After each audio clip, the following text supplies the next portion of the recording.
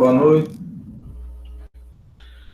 Boa noite, pessoal. Boa noite a todos. Estamos aqui para mais uma aula de grafos. Vamos direto ao nosso slide.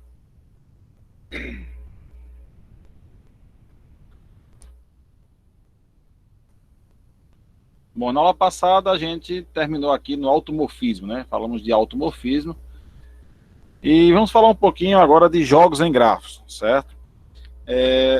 Existem muitos jogos baseados em grafos, né? Nós vamos ver alguns exemplos aqui, mas tem uma infinidade de jogos que você pode, inclusive, descobrir as melhores estratégias, formas de jogar, boas jogadas, usando muitos dos conceitos que nós vimos em grafos, certo? Aqui é um exemplo de um chamado Polícia Ladrão, certo? Eu tenho aqui a polícia, certo? Que é você, o personagem usuário, e ele vai ter que encostar no ladrão, certo? Para isso ele tem três corredores e três pontos diferentes para ele trocar de corredor.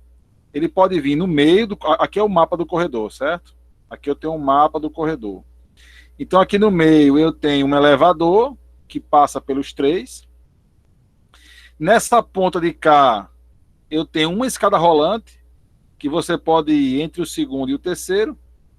E nas outras pontas, na outra ponta aqui da ponta da esquerda, eu tenho duas escadas rolantes que você pode vir do terceiro para o segundo, do segundo para o primeiro. Muito bem. O esquema é que você tem que pegar o ladrão, mas ele está sempre fugindo de você, ele está sempre indo para o lado oposto ao que você está. E ele pode correr mais rápido que você. Então, se isso acontecer, você tem que pegar ele exatamente nos pontos de encontro, nos pontos onde você está trocando de andar, certo? Então, é um joguinho puramente grafos. Com grafos você consegue resolver isso aqui. Encontrar um melhor posicionamento, dependendo de onde ele esteja, para você vencer o jogo, certo? E aqui tem muitos jogos em grafos, né? O xadrez, sudoku, o jogo da velha, todos eles são jogos que você pode trabalhar com grafos em cima deles, para descobrir jogadas, para descobrir respostas, certo? E na verdade é uma infinidade, né? São milhares de jogos assim. Um deles é o War. Um outro jogo interessante é o War. Vocês conhecem o War, pessoal? Alguém não conhece o War? Eu mesmo não conheço, não. Não conhece? Não. Mais alguém não conhece? Quem não conhece aí se manifeste? Além do Danilo ali que falou? Conheço não. Eu brinquei no semestre passado, mas não sei jogar, não. Eu estou falando do jogo de tabuleiro War. Não. Não conhece. Muito bem, ele é um jogo popular, né? Um jogo bastante conhecido, não de todos, é claro, mas ele é bastante conhecido, certo? É um jogo de estratégia, onde você tenta conquistar, você vai ter um objetivo e você tenta conquistar o mundo, certo? É um dos jogos que você pode trabalhar com grafos para descobrir estratégia, para ver como é que joga, para tentar vencer o jogo de maneira mais fácil, certo? E no nosso caso, nós vamos ter, quando passar nossas aulas teóricas, nós vamos ter o nosso War, né? O War Grafos, certo? O nosso joguinho War Grafos, que a gente vai jogar aqui no online. Vamos fazer em duas aulas diferentes. Em uma nós vamos treinar, nós vamos aprender como é que joga, vamos exercitar o jogo, certo? E na segunda rodada a gente vai formar os grupos, e o grupo que vencer o jogo vai ganhar um pontinho na média. Cada aluno do grupo vai ganhar um pontinho na média, certo? Então isso aí vai ficar para depois, quando passar as aulas teóricas. Eu vou marcar um dia para a gente aprender, uma aula para a gente aprender e uma outra aula para a gente jogar, certo? O jogo está no site. Quem quiser ver o joguinho já, o War Grafos, a versão. É isso que eu ia perguntar ao senhor. O assunto teórico do senhor é só o que está no site ou tem mais alguma coisa por fora? Não, é o que está na apostila do site lá. Ok, obrigado. Aí lá no site também tem um joguinho do Orgrafos, quem quiser ir baixando, quem quiser ir olhando, fuçando um pouquinho. Dá para você conhecer um pouco mais do jogo. Nós vamos jogar aí quando concluir a parte teórica. Certo? Muito bem. Grafos de cena. Grafos de cena são grafos para compor uma cena, uma imagem 3D. Certo? Uma cena, uma situação num ambiente de realidade virtual. Então você pode modelar todo um cenário usando grafos. Certo? Então, grafos que modelam um cenário é chamado de grafos de cena. Certo? E aí, no grafo, você vai definir o posicionamento dos objetos, onde cada um está, qual é a interação entre eles, certo? Cada vértice pode ter informações associadas em relação ao objeto. Aqui tem uma árvore, por exemplo, que é um grafo de cena também, certo? Eu tenho aqui a raiz, né, o início da imagem, vamos dizer assim. E aí eu tenho aqui o localizador, que vai dizer quais são os cômodos que eu tenho no meu cenário. Um quarto, uma sala e uma cozinha. Nessa sala eu vou ter algumas portas. Aí eu vou ter aqui das portas, eu vou ter aqui uma série de elementos das portas.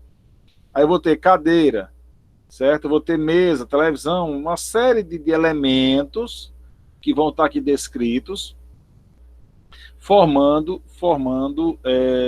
uma cena que vai ser gerada em tempo de execução, certo?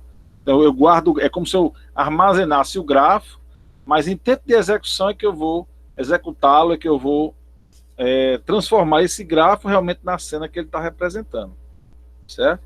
Uma outra situação para grafos de cena é eu realmente modelar com grafos, né? Fazer o chamado fio de arame, quando eu pego aqui, sei lá, vou desenhando aqui uma mesa, aí desenho uma mesinha sem textura, certo? E guarda aqui os vértices e as arestas dele, os vértices, a matriz de adjacência, né, vamos dizer assim. Eu guardo a matriz que compõe esse grafo que representa essa mesa, e em tempo de execução ele vai desenhar para a minha mesa, para que o usuário possa observar a imagem, não o grafo, certo? A imagem mesmo. Então isso é o que a gente chama de grafos de cena. Ok, pessoal? Ok. Beleza. Ok, man. Agora vamos ver alguns problemas em grafos, certo? Alguns problemas do dia a dia, alguns problemas clássicos também, problemas de jogos que usam grafos. Vamos aproximar um pouco a nossa teoria de conceitos práticos, certo? Não é o tema de projeto, de trabalho, essas coisas, certo? Aqui é só para gente entender algumas situações onde você pode usar grafos, onde você deve usar grafos. Muito bem. O primeiro problema que surgiu na história, que foi resolvido com grafos, o Leonhard Euler foi quem criou os grafos, né? O primeiro matemático que desenhou um grafo. Ele criou o grafo para resolver esse problema aqui, o problema das pontes de Königsberg, certo? Qual era o problema aqui? Eu tinha uma cidade, né, essa Königsberg aqui, que fica lá na Rússia. Na época dele não era Rússia, né? Era outra coisa. Muito bem. Então, Era a União Soviética? acho que antes da União Soviética, era o Império alguma coisa. Era o Império, não era a União Soviética ainda não. Era antes. Bem antes, 1200 e pouco o Euler. Ele tem muitos anos. Foi 1700 e pouco. Muitos séculos, na verdade, né? Muitos séculos aí. Bote muitos séculos aí. Bote esse século aí. Porque a União Soviética é agora 1900 e pouco, 1918, eu acho. A União Soviética. Muito bem. Mas vamos lá. Então, o que era esse problema? Na cidade lá do Leonhard Euler, tinha um rio. Aqui é um rio. E passava no meio da cidade, certo? Nesse rio, eu tinha a margem norte, a margem sul e duas ilhas. Uma ilha no meio do rio, uma ilha 1, e aqui uma ilha 2. Isso aqui também era uma ilha, né? Lá embaixo ele fechava e era uma ilha. O rio era bem grandão. Muito bem. Existiam 7 pontes. 2 do norte para a ilha 1, 2 da ilha 1 para o sul, uma entre as ilhas, uma da ilha da parte norte para a ilha 2 e um da ilha 2 para a ilha sul, certo? E existia na época um folclore na cidade que era um desafio, né? Uma vez por ano o pessoal se reunia para tentar fazer o quê? Escolhia qualquer lugar, o norte ou o sul ou uma das ilhas, para você começar, e tentar atravessar todas as pontes sem repetir. Você tem que caminhar por todas as pontes e não repetir. E todo ano tinha esse folclore lá, e nunca ninguém resolvia nada, né? Nunca ninguém conseguia passar por todas as pontes sem repetir. Você podendo começar de qualquer um dos lados. E aí Leonardo Euler, oxe, não tem aqui mais não. Não tem mais não. Tinha um outro slide aqui que mostrava. Não sei porque eu tirei ele. Muito bem. Então, o que é que Leonardo Euler fez? Ele desenhou um grafo. Então, eu tinha a margem norte, era um vértice. A margem sul era um vértice. E cada uma das ilhas era um vértice. Certo? E aí, eu tinha as arestas. As 2 pontes.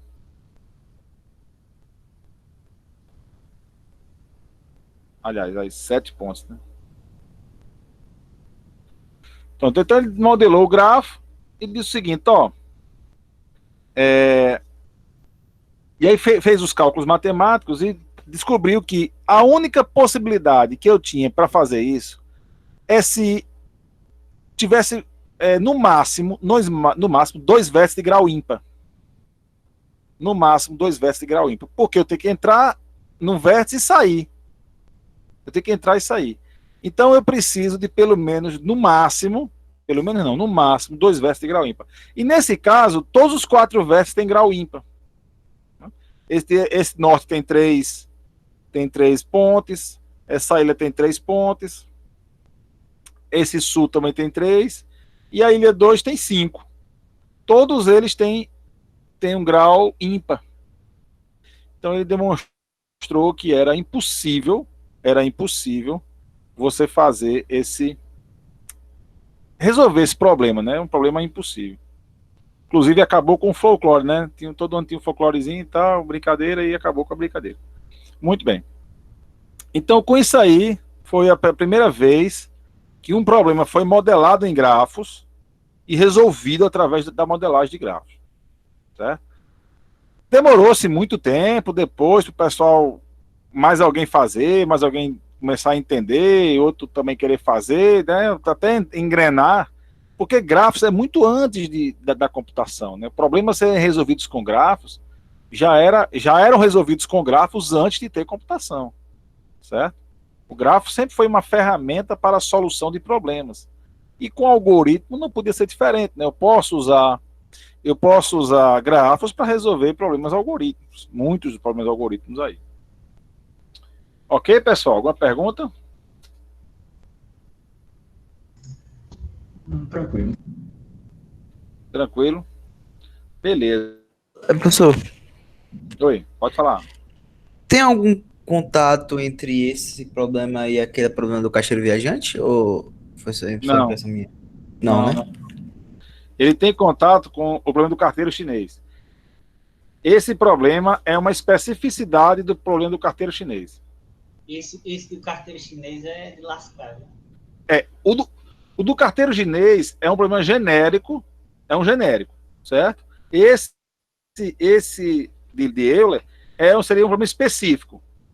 Seria um exemplo de uma aplicação do problema do carteiro chinês. Mas do caixeiro viajante, não. Certo? Porque aqui, nesse problema, o ideal é você passar pelas pontes, que são as arestas, certo? Do grafo. O que ele fala aí são as pontes. E o caixeiro viajante são vértices. Então não se encaixaria muito aí, não. Certo? Tem uma figurinha aqui. Deixa eu mostrar para vocês aqui uma figurinha. Eu vou ter que... Era para estar no slide. Deixa eu fazer aqui o seguinte, peraí. Deixa eu suspender aqui. Vai cair aí para vocês. Deixa eu só botar no slide, que fica legalzinho aqui. Esse negocinho aqui, essa figurinha.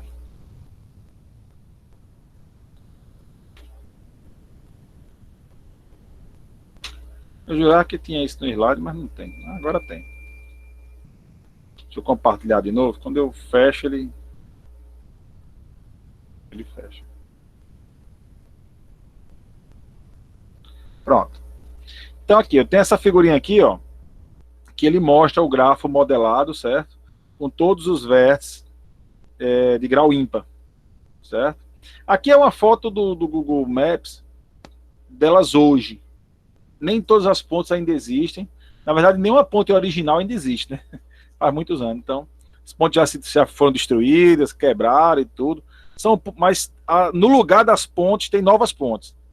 Não todas, certo? Alguns viraram autoestrada, essas duas aqui, que são essas duas primeiras. E aqui embaixo tem o nome das pontes. Cada ponte tem um nomezinho bem estranho, inclusive.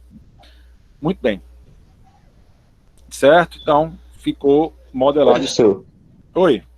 pode modelar o gráfico com multigrafo? Nesse exemplo aí? Não. Que eu tô vendo multigrafo. Antes podia. Agora não. Vamos dizer o seguinte, Euler, é porque é o seguinte, o grafo ele é na matemática, certo? Na matemática pode. Se você for fazer um problema matemático, pode, como o Euler fez. O Euler, ele aplicou a matemática para fazer a modelagem, então pode. Para resolver problemas algorítmicos, certo? Para resolver problemas de algoritmo, aí não pode. Aí não pode. Mas se for para problemas matemáticos, outros problemas, certo? Diferente de problemas de código, aí você faz com o multigrafo. Porque o multigrafo é uma ambiguidade. O multigrafo é uma ambiguidade, certo? No mundo real, a gente tem muitas ambiguidades. Mas nos algoritmos, a gente não pode ter ambiguidade, né?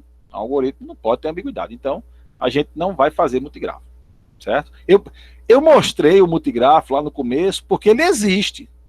E ele pode ser aplicado em outras situações. Mas para a gente da computação, né, para os algoritmos, porque grafo você aplica em qualquer área. Grafo é qualquer área. Qualquer área. Mas para a gente da computação, multigrafo não serve. Certo? Ok? Certo. Ok. Beleza. Outros problemas. Problema do CIE. CIE é um conjunto. É um conjunto que não se que não se toca. Isso. Então, eu quero encontrar o CIE maximal de um gráfico qualquer. Então, é um problema. Você conseguir encontrar os vértices que não se tocam, o máximo possível de vértices que não se tocam em um conjunto. Seria o meu maximal. Outro problema do isomorfismo. Eu saber se dois gráficos são ou não isomórficos entre si. Não é fácil isso aqui. A única forma que eu tenho de fazer isso hoje é você testar todas as possibilidades. Lembra do isomorfismo, né? Eu tenho dois grafos desenhados diferentes, sei lá, 1, 2, 3. Eu tenho outro assim, desenhado bem diferente. Aí eu tenho vértice 1, vértice 2 e vértice 3 aqui. Isso aqui não é um vértice, isso aqui não é um vértice.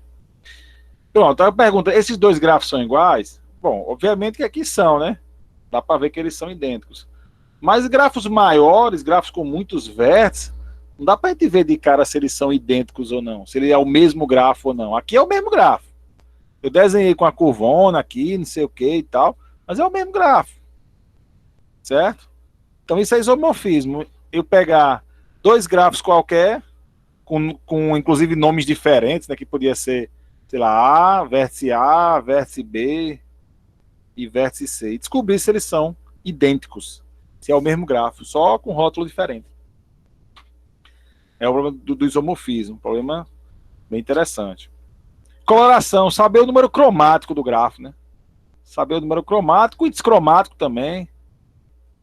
São problemas interessantes em gráficos, né? Problemas. O índice cromático é até fácil, mas o número cromático ele requer uma técnica chamada de backtracking. Conhecem o backtracking? Já ouviu falar de backtracking? É um algoritmo, né? Ou não? É um algoritmo, sim. Sim. O backtracking no chat ali também o pessoal está dizendo. Muito bem, então o backtrack é isso. O backtrack é um algoritmo que ele retorna, né, é um algoritmo de possibilidades. Ele tem várias possibilidades, ele retorna uma. Se ele escolher uma errada, ele retorna para escolher outra.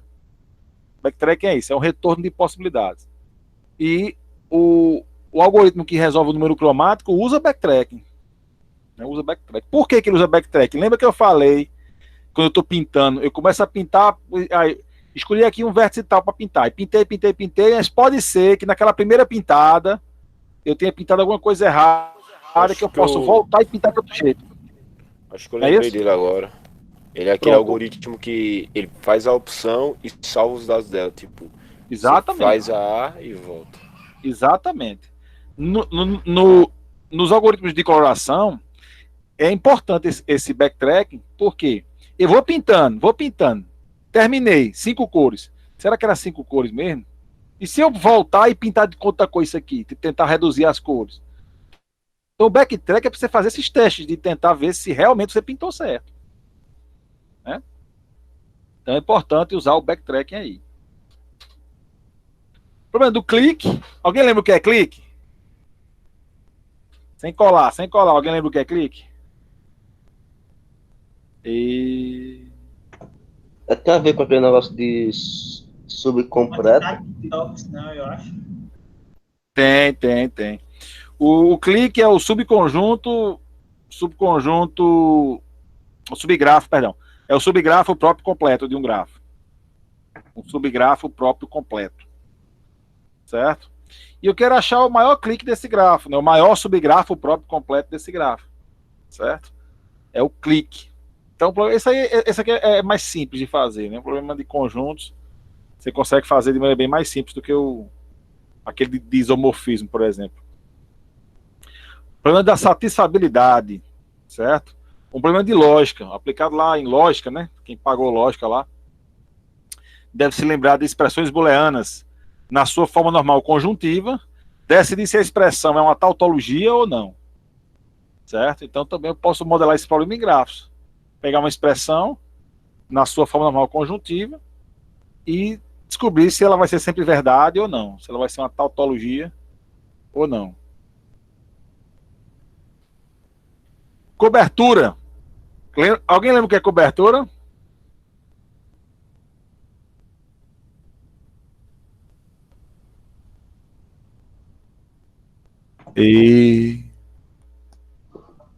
Pra falar a verdade, eu fiquei sem entender essa parte aí.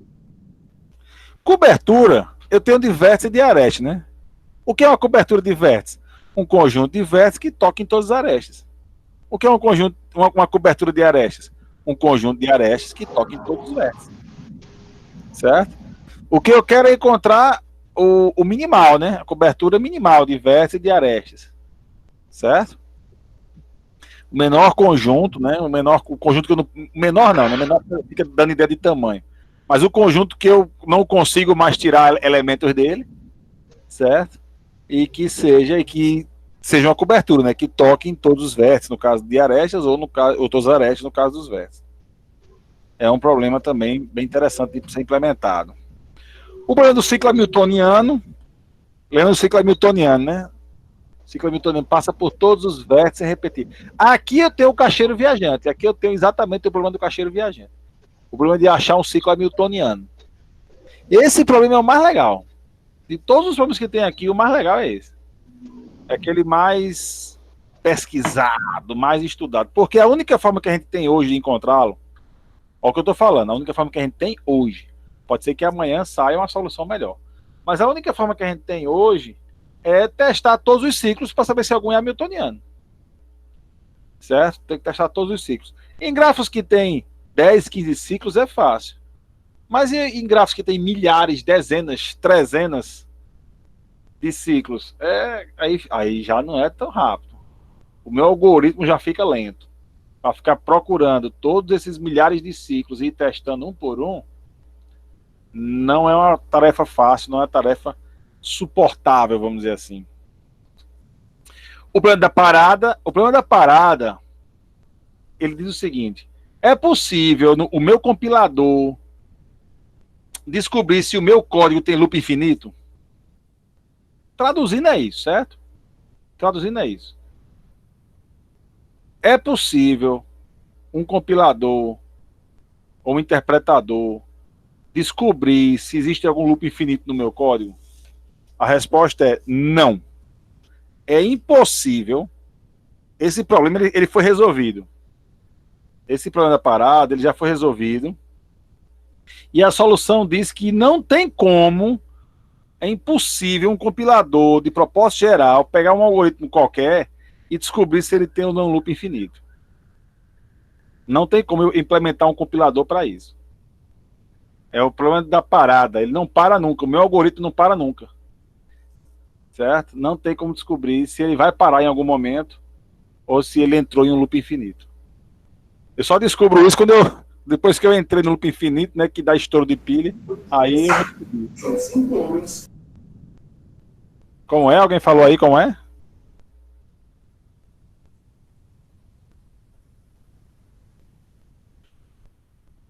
É isso aí. Beleza, ninguém falou nada.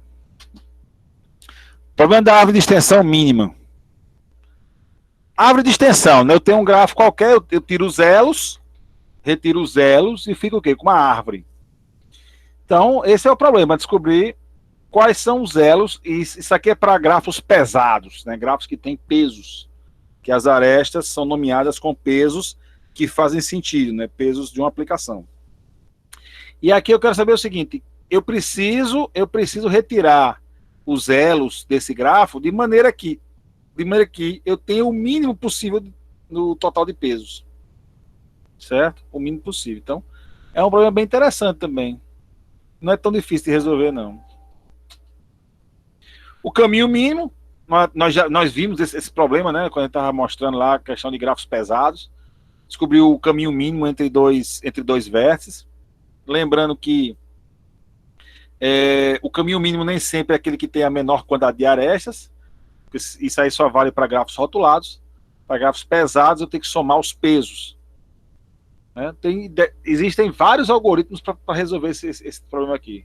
Vários. De Dijkstra, a estrela, de Floyd. Tem muitos algoritmos que resolvem esse caminho mínimo. Carteiro chinês. Oi. No caso, no caminho mínimo ser o inverso, não? Para algoritmos não rotulados, né? Não, o caminho mínimo, ele é para grafos pesados. Mas ele também pode ser usado para grafos rotulados. As soluções, a maioria das soluções também funciona para grafos rotulados. Certo? Na verdade, geralmente o que funciona para grafos pesados também funciona para grafos rotulados. O contrário não é verdade. O contrário não é verdade. Mas o que funciona para grafos pesados também funciona para grafos rotulados. Geralmente. Geralmente. Certo? Sim, sim. Carteiro chinês. O carteiro chinês é o seguinte: o chinesinho é o carteiro e ele quer entregar todas as cartas, certo? Caminhando o menor espaço possível. Então ele tem que caminhar para entregar as cartas dele a partir dos correios, ele está nos correios. Aí o chinês pega a bolsa dele e vai entregar as cartas daquele dia. Aí naquele dia, para aqueles endereços que ele vai entregar, qual é a rota que eu devo seguir para caminhar o mínimo possível, o mínimo de espaço possível de caminhada, né? Então isso aqui é um algoritmo interessante. O carteiro chinês é um algoritmo interessante, né? Seria uma alusão ao ciclo euleriano de Euler, né? Lembrando de Euleriano de Leonard Euler, que é aquele das arestas, porque as ruas onde ele vai passar são as arestas. E ele quer andar o mínimo possível nessas arestas, nessas ruas. Então, não é o problema do caminho euleriano, mas é uma generalização do problema de caminho por arestas, do carteiro chinês. E aqui o famoso problema do caixeiro viajante, né? O rapaz é vendedor, vai andar de cidade em cidade vendendo coisas e quer voltar para a cidade de origem. Mas ele quer fazer isso sem repetir nenhuma cidade. É o ciclo hamiltoniano, né? O ciclo que eu passo por todos os vértices sem repetir. E eu botei aqui, ó, para vocês aí chamar a atenção de vocês. Ele é o problema. Ele não é nenhum, não. Ele é o problema de grafos. Ele é o problema mais investigado por cientistas, matemáticos, investigadores de diversas áreas. Logística, genética, produção, criptografia, certo? O que acontece? Como eu estava falando no ciclo hamiltoniano, né, o algoritmo mais rápido que a gente tem hoje é testar todos os ciclos. Como botaram aqui no chat, ó, haja CPU para testar milhares de ciclos, né? Imagine assim, imagine que eu queira colocar, eu sou a companhia de luz, eu quero colocar a menor quantidade possível de postes de luz, mas que eu consiga atender a todo mundo, né? Consiga levar energia a todo mundo. Aí imagine, eu fazer o grafo onde cada poste é um vértice do Brasil inteiro. Você vai ver que não é uma tarefa fácil. E depois encontrar o ciclo hamiltoniano, né? Esse ciclo que vai me permitir levar energia para todo mundo, não é uma tarefa fácil. Não é. Mas com certeza, se a gente encontrasse uma solução para ele, uma solução rápida, né? Porque a solução que existe é lenta. Ficar testando todos os ciclos possíveis, isso é muito lento. Achar uma solução rápida, com certeza, a empresa de energia ia ser uma das que ia pagar bem por essa solução. Essa solução vale muito dinheiro. Quem não ia gostar era o pessoal da criptografia. Esse pessoal não ia gostar, não. Porque resolver o caixeiro viajante num tempo rápido significa pegar o algoritmo de força bruta, de quebrar a senha e fazê-lo de maneira muito rápida. Quebrar uma senha de maneira muito rápida. Você consegue modelar esse problema em quebra de senha. E quebrar qualquer senha, certo? Com esse algoritmo. Se você achou uma solução para ele rápida, então você vai quebrar o pessoal da criptografia aí, das senhas e tal, porque você vai ter como descriptografar de maneira rápida, certo? Então ele é um problema bastante investigado. Muitos acham que não vão resolver, alguns estão procurando, certo? Mas é um problema que vai beneficiar muita gente se a gente achar uma solução rápida para o caixeiro viajante, mas também vai prejudicar diversas áreas que vão ter que mudar seus conceitos para poder seguir, né? Uma delas é a criptografia, que esses algoritmos de criptografia aí, todos baseiam-se na lentidão do caixeiro viajante. Todos eles são baseados na lentidão disso aqui. Se você achar uma solução rápida, já era. Problema do passeio do cavalo de xadrez. Então eu tenho aqui o tabuleiro de xadrez e essa peçazinha específica que é o cavalo. O cavalo ele anda duas casas para um lado e uma para o outro. Então duas para cima, uma para a esquerda, duas para cima, uma para a direita, duas para a esquerda, uma para cima ou para baixo, duas para a direita, uma para cima ou para baixo, ou duas para baixo, uma para o lado ou para o outro, né? Então é sempre duas para um lado e uma para o outro. É o passo do cavalo. Qual é o problema? O problema é o seguinte: o cavalo, inicialmente, ele se posiciona aqui, nesse quadradinho aqui, ou nesse aqui também, né? Mas vamos fixar nesse aqui. O que é que eu quero? Eu quero passar por todos os quadrados, sem repetir, e terminar aqui, na casa onde eu comecei. Então eu vou caminhando pelo tabuleiro, nessa regrinha de L, pousando aqui, pousando aqui, pousando aqui, e eu vou pousando em todo canto, sem repetir, e o último passo é voltar, seria voltar para a origem. Isso aí, se não me engano, ele tem solução, né? E tá aqui a solução. Já fiz. Tem. Mas assim, é interessante você não pegar a solução, você ir tentando fazer, né? Então é um exercício matemático muito bom. Para aquele dias que você tá assim sem fazer nada. Poxa, eu já fiz isso aí, já tive um trabalho sobre isso aí. Ah, que legal. Que legal. Foi, eu acho que em P2. Ah, pronto. Você faria mais fácil com grafos aí, ó. Isso aqui é uma especificação do caixeiro viajante, né? Porque eu tenho aqui, cada casa dessa aí é um vértice, as arestas é os L's que eu posso andar, e eu quero voltar para o começo, é um ciclo, né? Então, é uma especificação do problema do caixeiro viajante. E aqui é a solução, né? Você encontra na internet, obviamente. Problema das 5 damas. A dama é a rainha, né? 5 damas. Imagina o seguinte, a dama, a rainha, ela estando aqui, ela consegue atacar toda as suas casas na vertical, na horizontal e todas elas que estão na linha diagonal a partir da posição onde ela está. Certo? Todas as peças que estão nesses pontinhos aí azul claro, né, ciano, eles estão ameaçados pela dama, certo? O que eu quero? Eu quero colocar 5 damas nesse tabuleiro, certo? Um tabuleiro vazio, né? De modo que todas as casas do tabuleiro estejam ameaçadas, todas, certo? Então o que eu quero botar 5 damas. Essa eu não trouxe a resposta não, para vocês ficarem se divertindo aí. Eu quero colocar 5 damas no tabuleiro, sendo que todo o tabuleiro vai estar ameaçado pelas 5 damas. Não vai ter nenhuma casa que não esteja na mira de pelo menos uma das 5 damas. Um outro problema também do xadrez é o das 8 damas. Agora é o seguinte, eu quero colocar 8 rainhas no meu tabuleiro, sem que nenhuma ameace a outra. Olha. Sem que nenhuma ameace a outra. Complicado também, né? Nem tanto. Esse é o problema mais simples de resolver. Das 8 damas. Problema do desenho da casa. Ó, eu tenho essa casinha aí. O que é que eu quero? Desenhar ela sem repetir e sem tirar o lápis do caderno, certo? Ó, se eu tentar aqui, ó, tento, e daqui eu não saio, certo? Vou tentar, subo, desço, sem parar.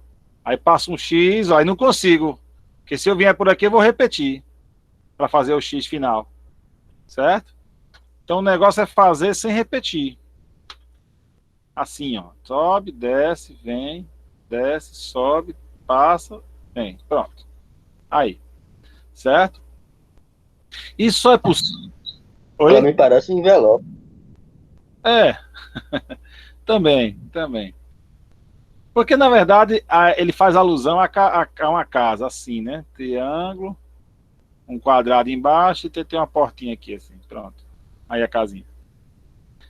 Muito bem, então, assim, esse problema, ele é uma especificação também do caminho euleriano, né? E eu resolvo da mesma forma que eu resolvi lá aquele das pontes de Königsberg, né? Porque esse problema, diferente das pontes, ele só tem 2 vértices de grau ímpar. E para que eu consiga desenhar a casa, eu tenho que começar por um deles. Se eu começar por qualquer um dos outros, eu não vou conseguir. Eu tenho que começar por um, sabendo que eu vou terminar no outro, certo? Então, tem que começar por um, sabendo que o meu ponto final vai ser o outro. Ó. Cheguei. Tá vendo? Então, esse é o problema do desenho da casa, que é um problema que a gente faz quando a gente é criança, lá na escola, nem consegue. É um problema que a gente faz aí, vai tentando, né? Se a gente souber que tem que ser a partir de um vértice de grau ímpar, então fica mais fácil, né? Problema dos conspiradores políticos. Então é o seguinte, eu tenho esse grafo aqui, esse grafo é um grafo pesado, ele é um grafo valorado, ele tem o vértice A, que está ligado com o vértice B com peso de 9, então A, B, com peso de 9, Aí eu tenho A ligado com C com peso de 3, A ligado com C com peso de 3, é o peso de 3 ligado com C. Aí A ligado com E com peso de 8, A ligado com o E com peso de 8, sei lá, o C ligado com F com peso 4, o C ligado com F, peso 4. E eu vou montando esse grafo aqui e eu quero o seguinte, esse grafo ele vai ter ciclos. Eu quero transformar ele numa árvore, só que pegando os pesos mínimos, eliminando os pesos máximos. Isso aqui é uma metáfora do problema da árvore de extensão mínima. Eu tenho aqui os conspiradores políticos, que são os vértices. Eu tenho aqui os riscos de transmissão da mensagem, que são os pesos. Eu tenho aqui as arestas, que são que político pode falar com qual. E eu quero saber qual é o risco mínimo. Qual é o risco mínimo, certo? É a mesma coisa da árvore de extensão mínima, certo? Qual é o meu risco mínimo? E é um problema interessante, né? Você tem várias situações de risco que você pode modelar em grafos, extrair árvores de extensão mínima para saber qual é o que tem menos riscos. Qual o caminho para percorrer, um caminho de um roteador, ou um caminho de uma mensagem, né, através de roteadores, ou um outro caminho qualquer, com os menores riscos. Né? Então é um problema bem interessante também em grafos. Problema do metrô de Paris. Então imagina o seguinte, eu tenho aqui o mapa do metrô de Paris, certo? Mapa real aqui. Então imagina o seguinte, que eu estou nessa estação aqui, eu estou aqui, ó, nessa estação, e eu quero chegar, eu quero visitar, sei lá, eu sou turista, quero visitar esse lugar aqui, quero visitar esse lugar aqui, quero visitar esse lugar aqui, e sei lá, quero visitar também esse lugar aqui. E eu quero fazer isso no menor tempo possível. Certo? Então, assim, eu vou ter o tempo em que o trem demora para sair desse para essa estação, o tempo que ele demora na estação e também o tempo que eu vou demorar trocando de trem, porque esse trem amarelo, ele não vem até aqui, por exemplo. Ele não chega aqui nesse ponto. Eu vou ter que pegar o roxo, esse roxo mais escuro, aí vem até aqui, trocar, não, vem de roxo, não, o roxo chega, pronto. Então eu venho de amarelo, pego o roxo para chegar aqui. Aí daqui eu vou pegar o rosa, vou chegar até aqui do cruzamento com laranja, aí vou descer do rosa para pegar o laranja, para poder vir até aqui. Então, tem todo esse tempo de eu descer de um trem, esperar um trem e tal. Coloco isso tudo no grafos. Imagina, o turista, ele vai poder ver qual é a melhor rota para ele, visitar o máximo de possível. De repente o cara só tem 2 dias, só conseguiu pagar 2 dias em Paris, eu quero visitar uma porrada de coisa. Então um algoritmo desse aí ia ajudar bastante o turista, né? Ou qualquer pessoa que esteja visita na cidade, né, que não conheça bem o esquema de metrô, vai ajudar bastante aí para você pegar a melhor rota possível para conseguir visitar o máximo de coisa no menor tempo possível. É um problema bem interessante também. Que também não deixa de ser a árvore de extensão mínima, né? Um problema da árvore de extensão mínima. Problema da organização de horários. Esse é o problema que a FACAP tem todo semestre. Imagine, todo semestre fazer o horário de vocês.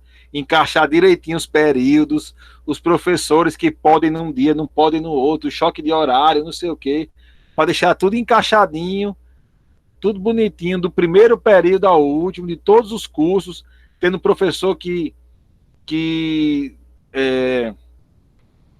dá aula em vários cursos, em várias faculdades diferentes e tal. Então isso aí é um problema complicado.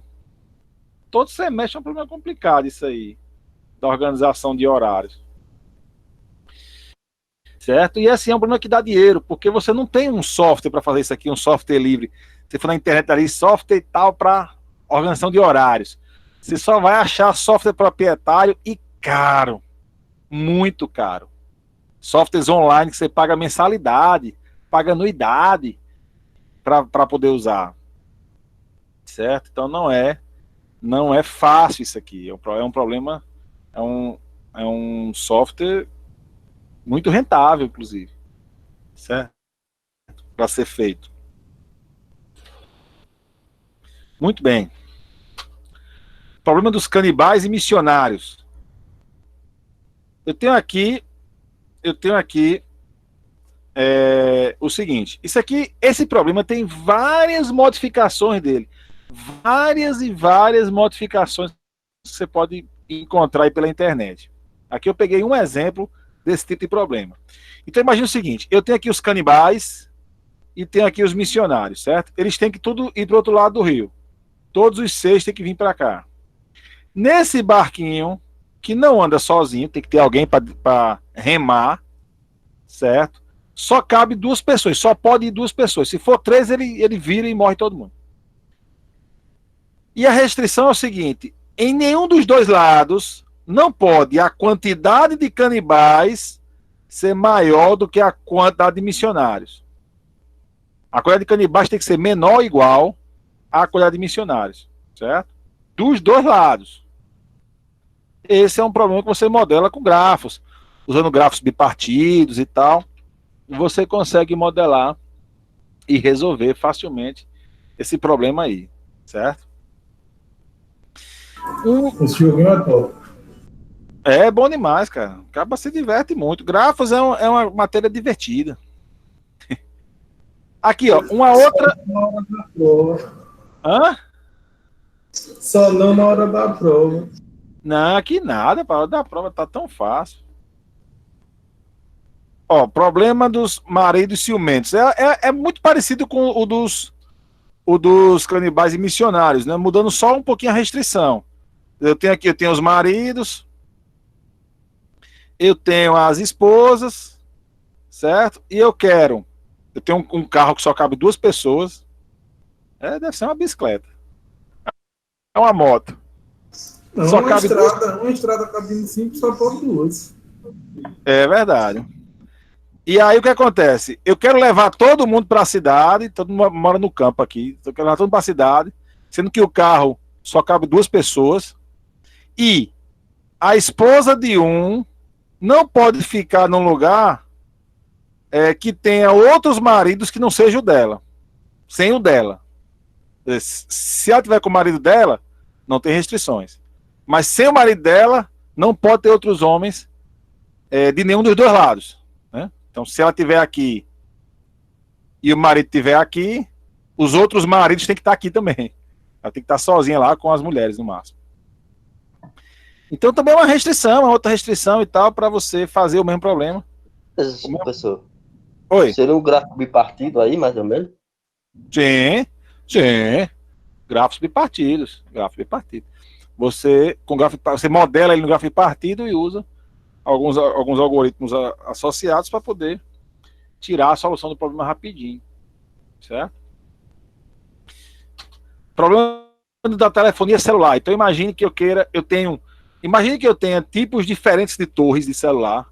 A torre grande, que tem um alcance bem alto, uma torre média, que tem um alcance razoável, e torres pequenas com um alcance bem menor. E eu quero o seguinte, dar cobertura em toda a cidade, zona rural, distrito e tal, dar cobertura para toda a cidade, colocando o mínimo possível de torres. O mínimo possível de torres. E lembrando que eu tenho restrições, eu não posso sair colocando torre em qualquer lugar, né? No meio de uma pista, em cima de uma casa, não posso, né? Tem que ser algumas áreas, até não residenciais, não sei o quê. Mas eu quero fazer isso de maneira que eu cubra toda a cidade. Aí eu tenho o custo da torre, eu tenho um custo da torre maior, um custo da torre média, outro um custo menor, né, da torre menor, é claro. E eu quero com o menor custo possível. Na verdade, eu quero com o menor custo possível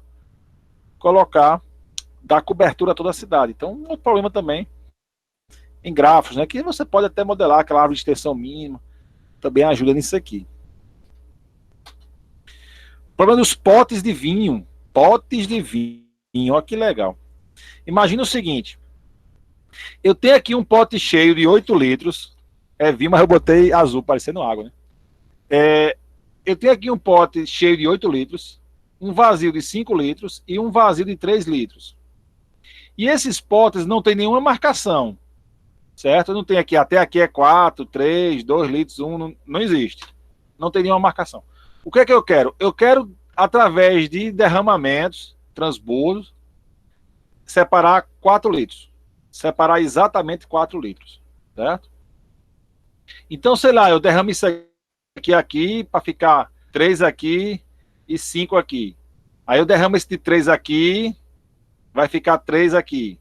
Aí depois eu derramo esse 5 aqui também, vai ficar 3 aqui e 2 aqui. E vou derramando, até conseguir, nesse pote ou nesse pote, um total de 4 litros. Certo? Também é um probleminha em grafos aí, você também modela com grafos bipartidos. Gráfico bipartido é para modelar um horror de problema, inclusive.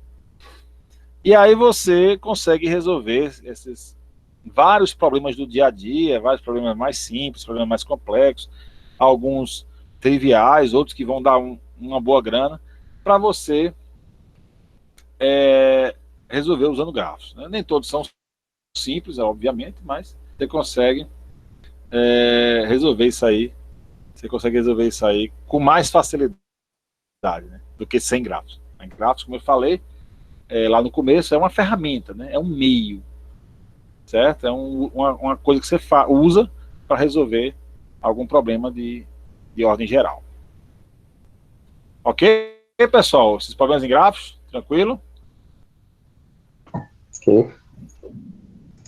Tranquilo. Vamos ver aqui uma coisa. Começar a ver aqui hoje uma coisa bem legal, uma coisa muito importante, que é aquela coisa que vai cair em todas as provas que eu botar aqui. Vai ter uma questão desse conteúdo que eu vou mostrar agora, que é o de cadeia. Cadeia. Se você disser assim, rapaz, eu não gostei de grafo, não, ó, eu vou esquecer de tudo, quero lembrar só de uma coisa. Lembre de cadeia. Você vai precisar de cadeia no futuro. Vá por mim.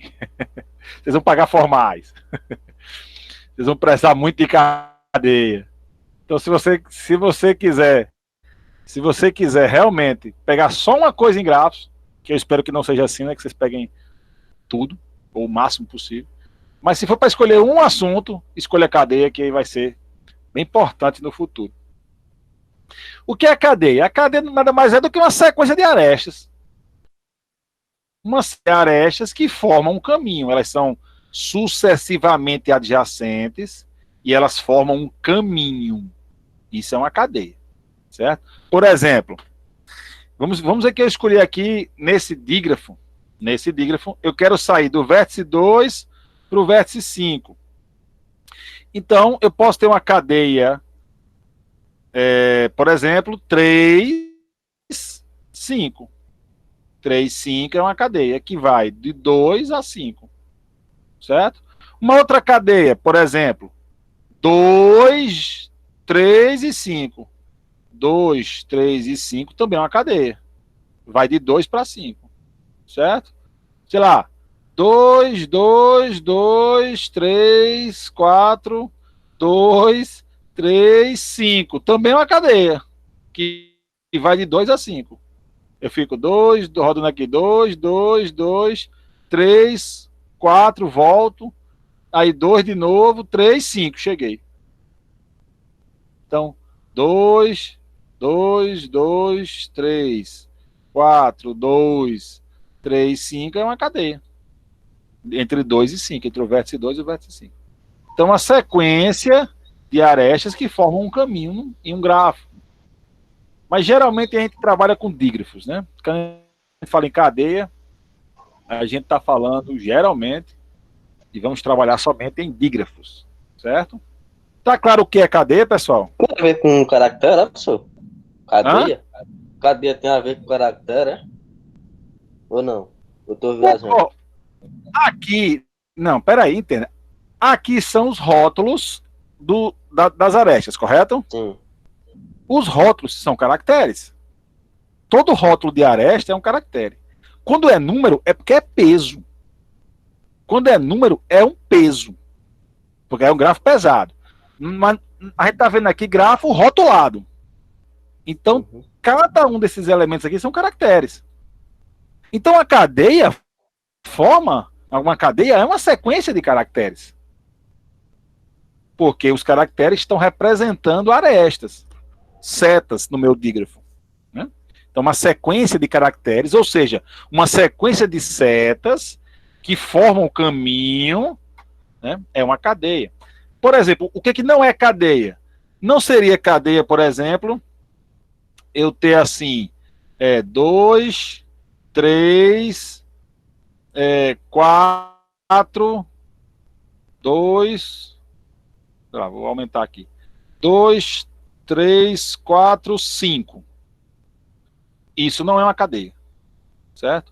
2, 3, 4, 2, 3, 4, 5. Isso não é uma cadeia. Por quê? Porque não forma um caminho no meu dígrafo. Ó, tô aqui no 2, ó, aí faço 2, 3, 4, 2, aí 2, roda aqui 2, 3, 4 e 5. Cadê o 5 aqui? Eu parei no vértice 2. Depois que eu li esse 4, eu vim para o vértice 2. Aí eu vou ler 5. Como é que eu vou ler 5? Não tem como. Tá clara a cadeia? Ah, entendi. Captei. Alguma pergunta, pessoal? Porque cadeia é importante, pessoal. Ninguém pode sair aqui com dúvida em cadeia. Se tiver dúvida em cadeia, tire agora, por favor, porque é extremamente importante esse conteúdo. Não? Muito bem. Cadeia usa sempre dígrafo, no caso. Hã? Cadeia usa sempre dígrafo, né? Sim, sim.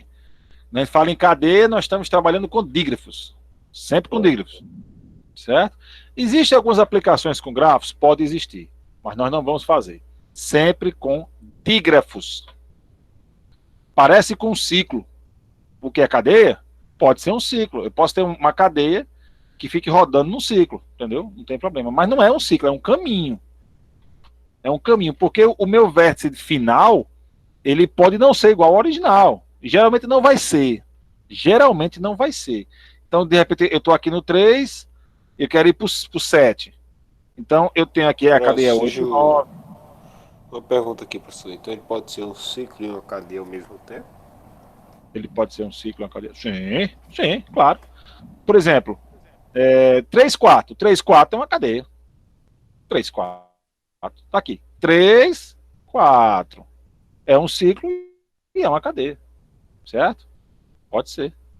Aí, eu tô aqui nesse vértice, ele é o meu vértice de origem, a minha raiz, né, o meu vértice inicial, e vai ser o meu vértice final, meu vértice destino.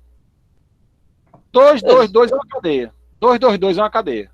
Tá aqui, tô aqui, aí 2, 2, 2 é uma cadeia. Por que V1 tá preto, hein? Hã? V1 tá preto. Daqui a pouco eu vou explicar, porque eu vou explicar um negócio ainda, aí eu preciso que ele esteja preto. Mas eu vou explicar ainda.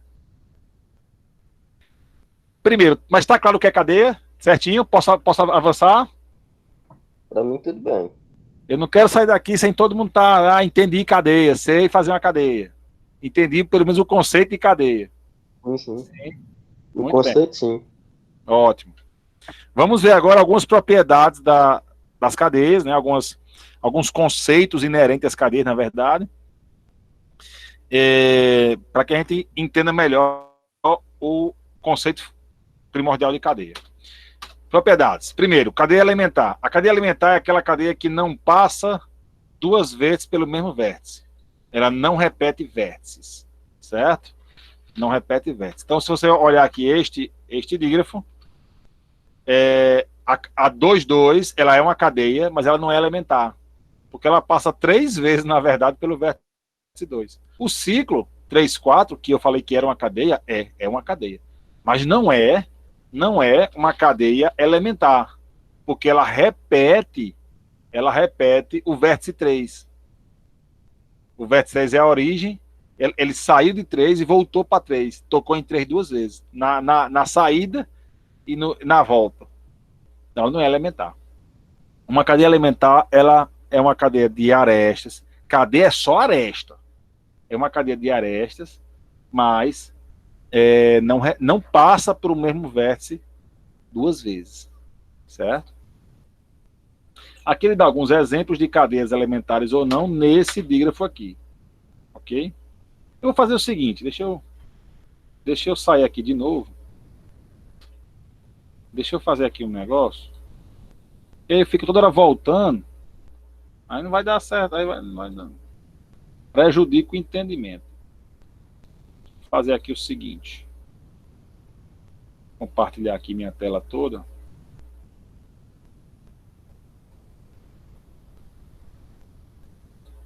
E eu tenho aqui o dígrafo e o slide.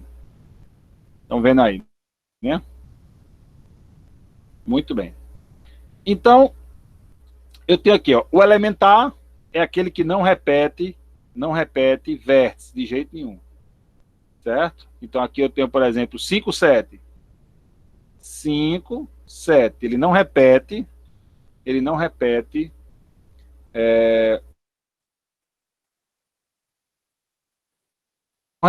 vértice. É uma cadeia elementar, 5, 7. Certo? 3, 8, 9. 3, 8, 9 não repete nada. 3, 8, 9, não repetiu. Agora, 3, 4, ó, que eu estava falando, né? O ciclo 3, 4, ele repete. 3, aí 4, tocou no 2 de novo. Repetiu. Então, ele é uma cadeia, sim, é uma cadeia, mas não tem a característica de ser elementar. A cadeia simples é aquela que não repete arestas, certo? Então, por exemplo, eu posso ter aqui uma cadeia 2, 2. 2, 2 é uma cadeia, mas não é simples, porque ela repetiu a aresta 2. Certo? A simples não repete arestas e a elementar não repete vértices. Muito bem. Tamanho. O tamanho da cadeia é a quantidade de caracteres que fazem parte da cadeia, certo? Eu conto mesmo os repetidos. Aqui, por exemplo, eu tenho 1, 2, 2, 3. Então, qual é o tamanho dela? 4. É só contar quantos elementos faz parte da cadeia. Essa cadeia aqui mesmo, o tamanho dela é quem? 2. Tem dois caracteres na cadeia. Certo? Se tiver alguma dúvida, por favor, peça para parar e repetir. Por favor. Concatenação. Eu só posso concatenar duas cadeias se o resultado for uma cadeia. O que é concatenar? Concatenar é juntar. Para quem não se lembra, com certeza deve ter visto em estrutura de dados, mas para quem não se lembra, concatenar é juntar. É pegar duas e fazer uma. É colar. Certo? Opa, voltei muito aqui. Vixe, Maria. Espera aí que eu apertei, foi errado agora. Eu estava por aqui. Por aqui. Concatenação. Então, concatenação é o seguinte. Oxe, agora imagine que eu tenho aqui a cadeia, por exemplo, a cadeia 1, 2, 3. É uma cadeia. Então, 1, 2, 3. Beleza. E eu tenho, sei lá, a cadeia 5, 6, 6, 7. É uma outra cadeia? Estou aqui. 6, 6, 7. Eu posso juntar as duas? Eu posso concatenar as duas? Posso, se essa for a primeira. Porque vai ficar 1, 2, 3, 5, 6, 6, 7. Aí eu posso, 1, 2, 3, 4, perdão, 3, 5, 6, 6, 7. Virou uma cadeia. O resultado é uma cadeia. Agora, eu não posso, por exemplo, concatenar 1, 2, 3 com sei lá, 6, 7. São duas cadeias, sim, correto, são duas cadeias, mas eu não posso concatená-las, porque o resultado dessa concatenação não vai ser uma cadeia. Né? Se eu botar aqui 6 e 7 aqui, criando uma cadeia só, não é uma cadeia, tá errado. Porque ó, tem 1, 2, 3, e cadê o 6 aqui? Eu tô aqui, cadê o 6? Não tem. Só se Então, botasse o 5, né, senhor? Não, sim, aí tem... Se aqui fosse 5, aí é outra história. Então eu só posso concatenar duas cadeias se o resultado for uma cadeia. Se o resultado não gerar uma cadeia, eu não posso concatenar esses elementos. Tá claro isso? Sim. Beleza? Muito bem. Sim. Numa cadeia, eu tenho os elementos que eu chamo de sucessor e antecessor. Vou aumentar aqui. Então, por exemplo, eu tenho essa cadeia aqui, é uma cadeia válida. Eu tenho aqui uma cadeia válida. E eu pego um elemento qualquer, por exemplo, o 5. O antecessor dele é o 3. E o sucessor dele é o 6. Então, eu tenho o esquema de antecessor e sucessor. Certo? Aqui o 6. Quem é o antecessor dele? O 5. Quem é o sucessor? É o outro 6 aqui. Então, o antecessor é o caractere imediatamente atrás dele. E o sucessor é o caractere imediatamente depois dele. Certo? Aí é o meu antecessor. Toda aresta tem o seu antecessor e o seu sucessor. Certo? É claro, o primeiro, quem é o antecessor do primeiro? Esse aqui é o vazio. O antecessor dele é o vazio. E quem é o sucessor do 7? Sucessor, vazio também. Então, todos os elementos têm o seu antecessor e o seu sucessor, certo? No caso do primeiro, quem é o antecessor dele? Vazio. E no caso do último, quem é o sucessor dele? Vazio também. Tá claro isso? Sim. Muito bem. Sim, sim. A cadeia reversa é o seguinte. Cadeia reversa. Imagine que eu inverta... Opa. Imagine voltar para cá. Minha prancheta do Paint. Imagine que eu inverta a direção das setas. Eu vou inverter a direção das setas. Não vou conseguir fazer aqui automático, né? Mas imagine que eu inverta a direção das setas. Então, o que ia agora vai voltar. Essa aqui não resolve nada. O 2 já fica do mesmo jeito. O 3 aqui, o 4 aqui, o 8 subindo, o 9 subindo, o 7 também, o 6 fica assim mesmo. Se eu inverter a ordem das setas, o sentido das setas, né? Inverter os sentidos de todas as setas, eu vou gerar um novo grupo de cadeias válidas. O que era cadeia não é mais, né? A maioria do que é a maioria do que era não vai ser mais, e alguns que não eram passam a ser. E como é que eu sei quem é e quem não era? Eu vou inverter. Essa cadeia aqui era uma cadeia válida no meu dígrafo de origem. E aí, quando eu inverti as setas, essa cadeia passou a ser válida, invertendo a minha cadeia original. Certo? Invertendo todas as setas, né? Não tem como eu inverter algumas setas. Não existe isso. Ou eu inverto todas, ou não inverto nenhuma. Senão, não dá certo isso aqui. Tá claro? A reversa? Sim? Sim, sim. Sim. Muito bem. Elemento neutro. Como eu falei, a questão do antecessor e sucessor, que é o vazio é como a gente chama o elemento neutro. É um elemento que não influencia na cadeia. Certo? Elemento neutro. Opa. Por exemplo, aqui, ó, eu tenho essa cadeia aqui, eu vou concatenar, que essa cadeia é a cadeia C. Eu concateno C com vazio, o resultado é o quê? É a mesma coisa. Não muda nada. Certo? É como um elemento neutro na soma, que eu posso somar com 0 e não influencia nada. Multiplico por 1 e não influencia nada. Concateno com vazio, não influencia nada. Não muda a cadeia. Então, o vazio é um elemento que está presente. Está presente. Eu posso concatená-lo, eu posso usá-lo, mas ele não muda a cadeia. Certo? Ele não muda a cadeia. Aí eu pergunto, o vazio é um caminho? O vazio é um caminho, certo? Imagine que eu tenha, por exemplo, o grafo trivial, certo? Eu ia perguntar a vocês, mas acabei falando aqui, estraguei a surpresa. O trivial tem caminho? Tem cadeia? Tem. O trivial tem cadeia. Mas ele não tem aresta. E você não falou que cadeia era só de arestas?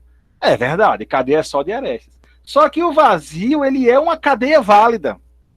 E eu posso dizer que vazio é uma cadeia válida no trivial que vai dele para ele mesmo. Não é um ciclo. Não é um laço. Eu boto aqui vazio. Não é um laço. Certo? O laço tem que ter um caractere válido aqui. Não pode ser vazio. Certo? Todo laço tem que ter um caractere válido. Então eu tenho aqui o trivial com o laço, é uma coisa. Eu boto aqui 1. Aí tudo bem, eu tenho várias cadeias válidas, né, infinitas. Mas o trivial mesmo, que não tem arestas, né, o trivialzinho mesmo, ele tem a cadeia vazia. Que leva dele para ele mesmo. Toda cadeia vazia, ela é aplicada a um vértice, ela vai do vértice para ele mesmo. É como se eu não me mexesse. Eu estou aqui, é a minha origem. Qual é o meu destino? Aqui. Pronto, já cheguei. Qual foi o esforço que eu tive? 0, vazio. O esforço nenhum. Eu usei vazio de esforço para poder sair daqui e chegar exatamente onde eu já estou. Então, o vazio é uma cadeia válida e o vazio é a cadeia que está presente no trivial, por exemplo. Tá claro isso, pessoal?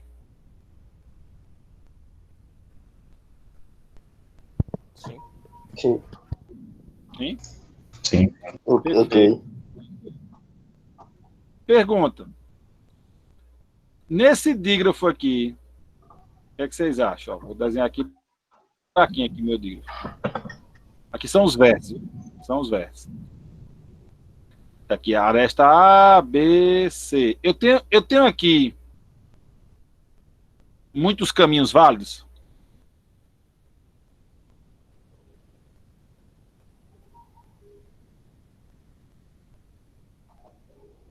Hello?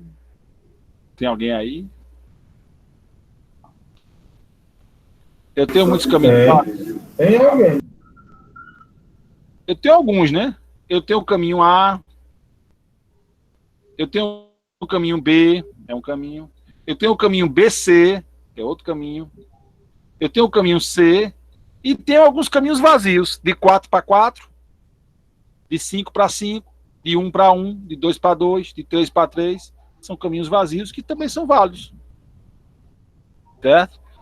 Então, os caminhos vazios é sempre do vértice para ele mesmo. E se eu concatenar isso com outra coisa, ele não muda. Né? Ele é elemento neutro. Tá claro isso? Ok? Sim, sim. Pronto. Validação. Eu vou voltar aqui para minha prancheta aqui. Vocês estão vendo? Agora deve estar vendo o Meet, né? Sim. Então vamos voltar para cá. Muito bem. Então aqui, ó. O que é validação? O que é uma cadeia ser válida? Uma cadeia é chamada de válida, né? Quando eu defino uma raiz, e aqui por isso que eu pintei de preto, né? Ela vai ser minha raiz. E defino um vértice final. Esse aqui é o vértice final. Por exemplo, se eu defino quem é a raiz do meu dígrafo e quem é o final, uma cadeia válida, ela vai ser aquela que começa na raiz e termina no final. Certo? Por exemplo, a cadeia aqui, 1, 2, 3, 5, 6, 7. É uma cadeia válida.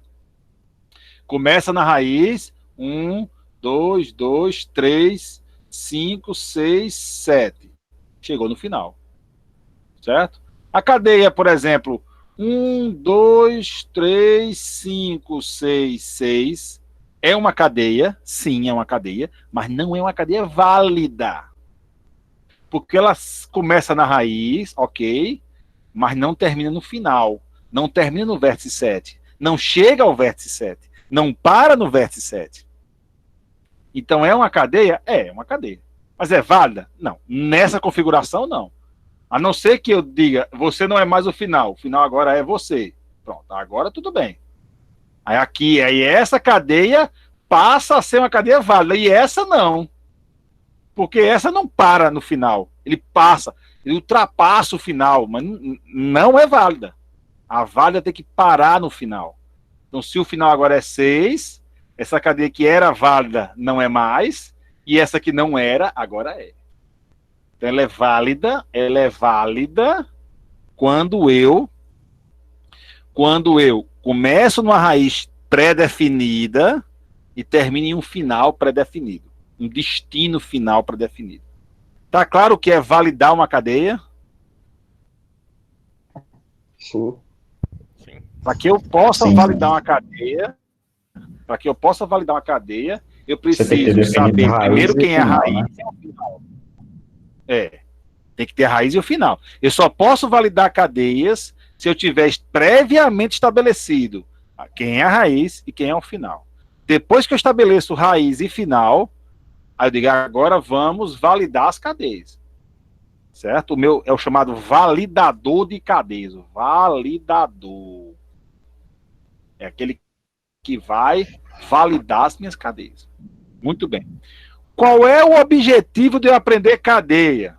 Que eu falei aqui um monte de propriedade, mas eu não falei qual é o principal da coisa. Eu quero escrever todas as cadeias válidas de um dígrafo. Todas. Aí você olha para o dígrafo, professor, desse dígrafo aí é infinito, professor. E eu vou confirmar, é infinito. Mas mesmo assim, sendo infinito, eu quero que você escreva todas. Ah, professor, não vai ter como não. Vai. Porque você vai usar outra propriedade que vai representar esse conjunto infinito de cadeias válidas.